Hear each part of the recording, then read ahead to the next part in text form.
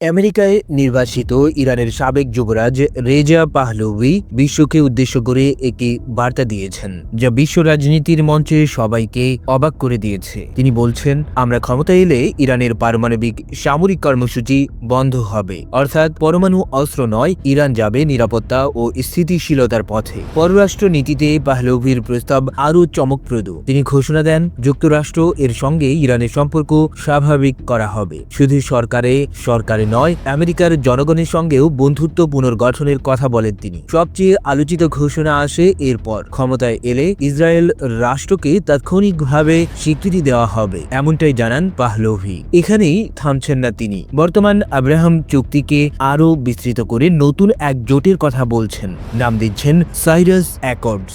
এই কাঠামোয় একত্র হবে একটি স্বাধীন ইরান, ইসরায়েল এবং আরব বিশ্ব।